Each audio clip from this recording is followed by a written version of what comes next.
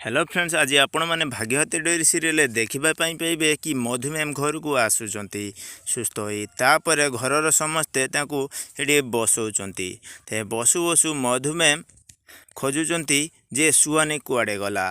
तापर एपट जदि देखा जे चारुलता कहते जे मधु तू व्यस्त होनी। तापर मधु मैडम किंतु सुहानी को खोजा आरंभ कर दौची। तापर आर्यन को पचारुंट जे आर्यन सुहानी कुआड़े गला। तापर एपट जदि देखा जे आर्यन भूले दौरान मधु मैडम को जे मधु मैडम सेटअप तैयारी करना से मेडिसिन केमिति खाइबे केमिति रहिबे एवं समस्त कहते किंतु मधु मैडम से कथा शुणुना।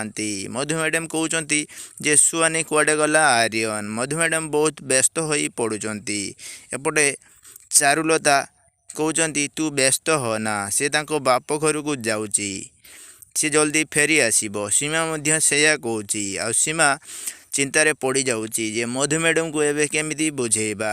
तापर मधु मैडम कहते सी मोर बहु बहुत भल, सी न रे मोर केयर किए नब, सी किए मते मेडिसिन खुआईदब आर्यन एमती कहते मधु मैडम। किंतु सीमा बहुत चिंतार पड़ जाऊँगी।